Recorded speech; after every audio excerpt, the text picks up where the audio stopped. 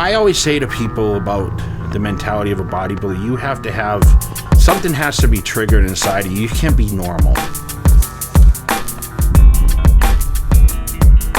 You know, you have to have that satisfaction of never being satisfied, because you always want to be better. You always want a better physique. You have to push yourself beyond limitations. You look at some guys that potentially could be the best physiques in the world, but they don't have the mental capability to push themselves. Mentally, you have to be, I think, a little crazy.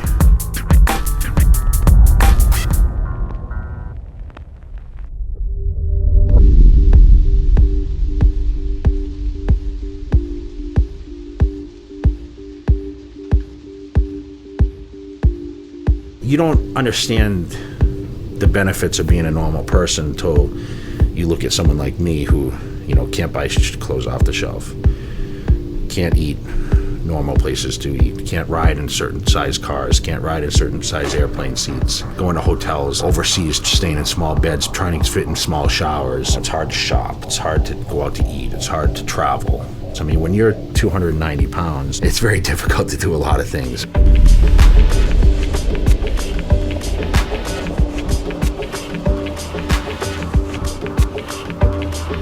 You know, you're so abnormal. I mean, it's compared to what people are used to seeing. People laugh because they just never see anyone so huge, you know. It's hard to hide it. And I don't wear big baggy clothes. A lot of times I wear more form-fitting stuff, and you know, people don't, it's not the norm.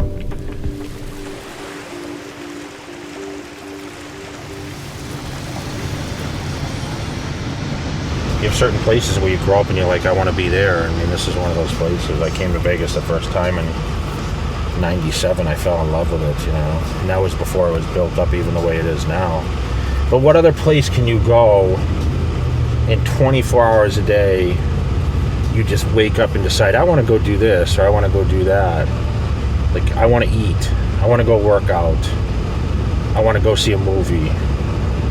You know, I want to go to the supermarket. I want to go eat at this restaurant. You know, it's just, you can do anything you want, pretty much. You can have sushi till 6 in the morning. I don't know any place in the world, really, that's, you know, on a consistent basis that you can do that stuff. I like the fast tempo of Vegas.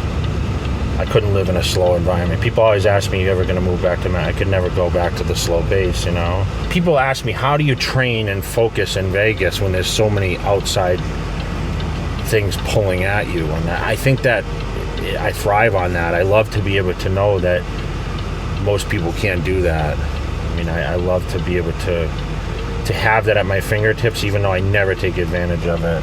It gives me more drive, being in a place that's so actively just crazy, and I'm still so focused on what I do. It's kind of like the opposite thinking a little bit, you know.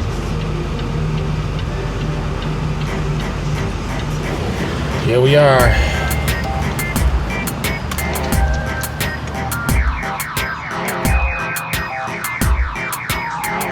What's up, guys? What up? What's up, What's going on, man? All right, pull-ups. Shirts off. Kelly, you're getting all swolled up. Gotta do something for the Olympia. I'm gonna put bodybuilding.com in the back of my head. Cutler trainer. Got big over like a couple set of months. So you taking it down again? Yeah, like you did last time? You're gonna shave my face too. Keep the top. Yeah, just a little tight, you know, tight at the bottom, nice and clean, like a taper, right? One of the taper. You know, I find myself nowadays, I don't even touch my hair in the morning. I get up, that's what my hair looks like. Then I jump in the pool.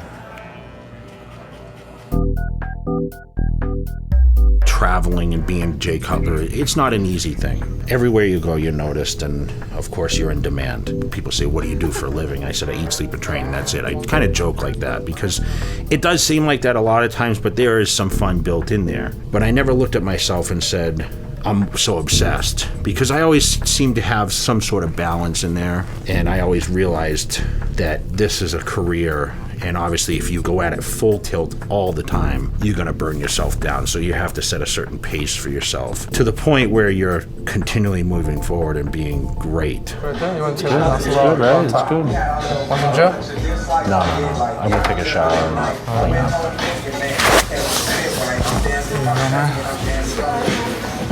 The Olympic chair. We should get it. Larry! I need your help! What's going on with the shirts? I just called Kevin actually, so he is gonna call me back. Everything should be done this week. Like I know, but this week meaning what? Tomorrow, Wednesday the latest.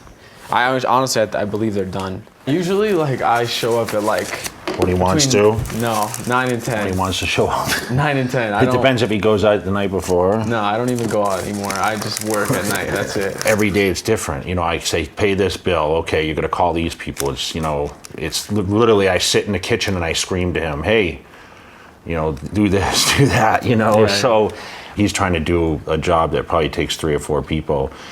And for a 21-year-old kid to be able to do that, like, I mean, it takes a lot of his time. He works 6 days a week at least, you know, sometimes 7. You know when you think you've seen someone work hard, like, oh man, he works hard. And then you meet someone like Jay and you're like, this is a whole nother ball game. You know, it's not like we're operating a huge operation over here. I mean, I'm running it out of my house and my garage, and yes, there's a lot of space, but you know, we have day-to-day things that we need to get done, and I'm only home on certain times. I traveled this year extensively. And we had 1 or 2 days to get stuff done when I was home, and we rely on other people, and it's impossible to do that. So we try to do everything, you know, on our own. What do I overnight that? I've never overnight anything. I know you like to spend money, dude. I see how much it costs. It costs $35 to send a damn poster. No, it doesn't. What are you talking about? It cost you $35, that one poster cost. No, it didn't. I saw it. Did I not see I it? saw it. No, it didn't cost me $35. I'll show you right now. What did I say about that poster that day?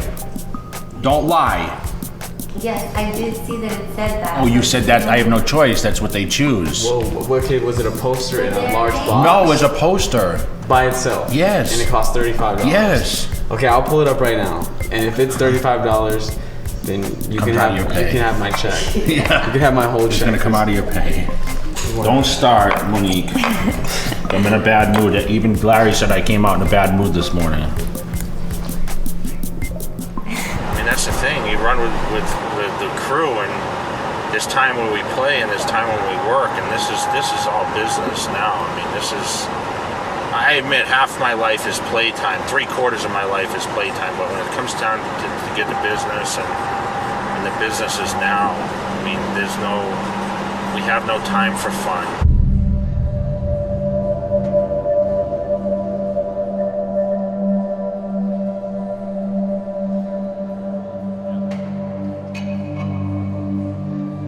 You know, I've been a 4-time champ, you know, and I've been 6-time runner-up. And I'm the greatest bodybuilder ever. There's no question. I feel that I'm the greatest.